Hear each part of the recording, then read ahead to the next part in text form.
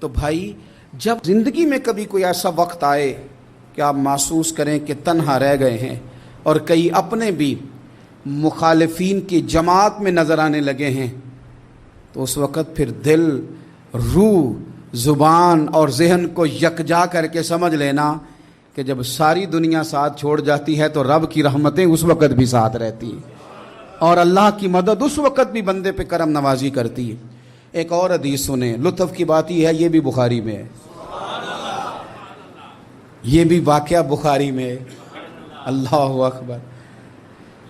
ایک شخص نے نا ایک بندے سے قرض مانگا، اس نے کہا مجھے قرضہ دو۔ وہ کہنے لگا کہ کتنا قرضہ؟ اس نے کہا 1000 دینار۔ دینار سونے کا ہوتا تھا، درہم چاندی کا ہوتا تھا۔ 1000 دینار چاہیے۔ اس نے کہا کوئی گواہ ہے تیرے پاس؟ غریب کا گواہ بھی کوئی نہیں بنتا، کبھی الجھ جائے نا کوئی بندہ تو کئی اپنے بھی کہہ دیتے ہیں کہ ہم اس کے قول فعل کے ذمہ دار نہیں ہیں۔ ایک غریب آدمی کو قرض کی ضرورت پڑ گئی، 1000 دینار چاہیے۔ میں کہہ چکا ہوں کہ درہم چاندی کا ہوتا تھا، دینار سونے کا، اب 1000 دینار لینا ہے۔ تو جس بندے سے اس نے کہا، اگرچہ وہ نیک بندہ تھا، اس نے کہا یار 1000 دینار دے دو۔ تو کہنے لگا کوئی گواہ ہے تیرے پاس؟ وہ کہنے لگا غریبوں کا گواہ کون ہوتا ہے؟ ہاں ایک گواہ ہے۔ کہا کون؟ کہا میرا رب، وہ تیرے اور میرے بیچ گواہ ہے۔ اس نے کہا کوئی کفیل، اگر تو پیسے نہ دے سکے تو وہ بعد میں دے دے، یا تجھے کچھ ہو جائے تو وہ دے دے۔ اس نے کہا کفیل بھی میرا اللہ ہی ہے، میرے پاس اگر ہے تو رب کریم کا نام ہے، اگر اعتماد کر سکتا ہے تو کر لے۔ بندہ نیک تھا، اس نے کہا رب کے نام پہ، رب کی کفالت پہ، اللہ کو گواہ بنا کے میں تیار ہوں تجھے 1000 دینے کو۔ اس نے 1000 دینار دے دیا۔ وقت واپسی کا طے ہو گیا، وہ چلا گیا پیسے لے کے۔ اس نے پوری محنت کی کہ میں نے وقت پہ پیسے لوٹانے، پوری محنت بھی کر لی، اللہ نے مدد بھی کر دی، پیسے بھی اس تاریخ کو اسے مل گئے۔ بعض لوگوں کا تو لوٹانے کا دل ہی نہیں نہ ہوتا۔ فرمایا حدیث پاک میں کہ تو لوٹانے کا ارادہ کر، رب تیری مدد بھی فرمائے گا۔ لیکن یہاں بہت سارے لوگ کہتے ہیں خیر ہے، ارادہ ہی نہیں، تو پھر جس طرح کا بندے کا گمان ہو رب بھی اسی طرح کا معاملہ فرماتا ہے۔ اس نے پیسے جمع بھی کر لیے اور واپس دینے کو تیار بھی ہو گیا، لیکن رستہ بحری جہاز کا تھا، کشتی کا تھا، دریا کے رستے واپس آنا تھا۔ اب وہ جب آ گیا دریا کے کنارے تو بڑی کوشش کی، پر وہاں اسے کوئی کشتی نہیں ملی۔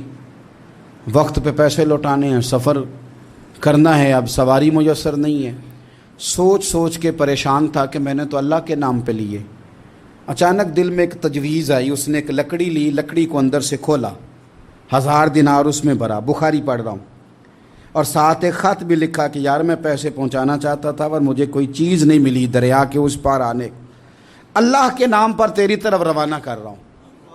اور یہ کہہ کے وہ لکڑی دریا میں رکھ دی۔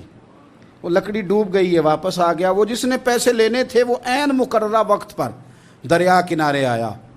صبح سے سر شام تک اس نے انتظار کیا، دل ڈھلنے لگا تو دل میں خیال آ گیا کہ یار نہیں، اس نے دینے ہی نہیں، جھوٹا وعدہ کر گیا، پہنچا ہی نہیں وقت پہ۔ اب جب واپس لوٹنے لگا تو اچانک دریا میں ایک لکڑی تیرتی ہوئی دکھائی دی۔ کہنے لگا لے جاتا ہوں، شام کو روٹیاں پکانے کے کام آئے گی، ایندھن بنا کے جلا لوں گا، ہنڈیا پک جائے گی۔ لکڑی اٹھا کے جلانے کے لیے گھر لایا، گمان تھا کہ وہ نہیں آیا وعدہ کر کے، اللہ کو کفیل اور وکیل بنا کے اور گواہ بنا کے پھر بھی نہیں آیا۔ لکڑی لے کے گھر گیا، بخاری ہے، اور جب اس کو چیرا نہ کہ میں اس کی آگ جلاؤں گا، کھولا تو اندر سے 1000 دینار بھی نکل آیا، خط بھی نکل آیا۔ اب ذرا سمجھنا، اس کے دل میں بات کس نے ڈالی کہ تو لکڑی میں پیسے ڈال دے؟ اللہ نے۔ اس بندے کو مقررہ وقت پہ کنارے بھیجا کس نے؟ لکڑی صرف اسی کے ہاتھ آئی تو یہ بندوبست کیا کس نے؟ اللہ نے۔ گھر جا کے چیری تو پیسے بحفاظت اس تک پہنچائے کس نے؟ تو پھر ہمیں بھی توجہ اللہ کی جانب ہی کرنی چاہیے، ہمارے پہ دل کی توجہ رب کی طرف ہی ہونی چاہیے نا، ہمیں ادھر ادھر جانے کی، دیکھنے کی، بندوں پر غور کرنے کی ضرورت کیا ہے؟